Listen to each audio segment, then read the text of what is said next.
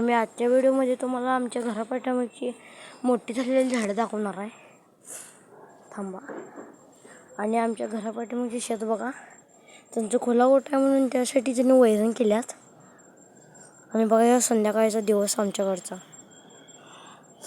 आणि ही मोठी झालेली झाड बघा, इथं आम्ही वेल लावलेली. ही किती मोठे पसरले बघा. हे बघा, हे आंब्याचं झाड बघा. हे आंब्याचं झाड आणि फुलाचं झाड बघा. तो लई छोटं होतं, आता मोठं झाले. आणि आमच्या आजीने ते ह्याचं गौरीचं झाड लावलेली ते आहे बघा. गौरीचं आहे काय कशाचं आहे ते मला माहीत नाही, चुकी झाली असली तर माफ करा. आणि वेल बघा किती मोठं पसरले. आणि हे भोपळ्याचे वेल पण पसरले. ह्याला काय भोपळा लागणार खरं ते तसे पण पसरले असते.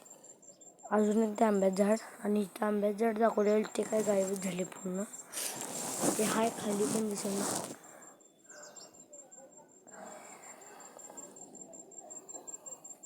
आणि इकडे तुम्हाला दाखवतो थांबा.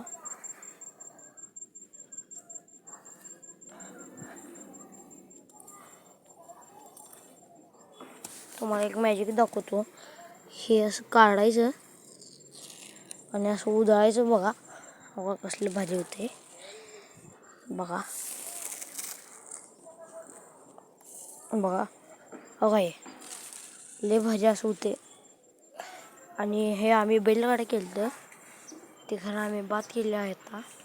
हे आम्ही आंब्याचं झाड नवीन लावले बघा. हे आणि हे त्या आंब्याच्या झाडाला पालवी फुटलेली करते उन्हामुळे वाळल्या. आणि हे बघा आमच्या आई कसं कपडे वाळत घातल्या बघा. आणि कालच आमच्या घरापुढे साईंदर आलता, लय मोठा होता बघा. आणि इकडचं पण दाखवतो थांबा तुम्हाला. इथं आम्ही शेंगाचं वेली बिल लावलेली ते सगळं उपसल्यात. आणि ती वेल इथं पण पसरली बघा, बघू शकता आपण.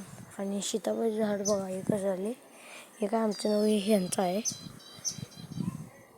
आणि परवा इथं घोणस साप आलता बघा. इथं ह्या विटातून इकडं होता, त्या झाडाला छोट्या वेटून बसलेला.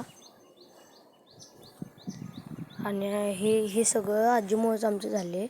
आणि आम्हाला आता ऑक्सिजन पण मिळाले ह्याच्यामुळं आणि आंब्याच्या झाडामुळं. आणि तिकडं पण वेल पसरले बघा. आणि आता व्हिडिओचं टायमिंग खूप होत आहे म्हणून आता व्हिडिओ थांबवतो. आणि लाईक आणि सबस्क्राईब करा. थँक्यू. आणि काय चुकी झाली असली तर माफ करा.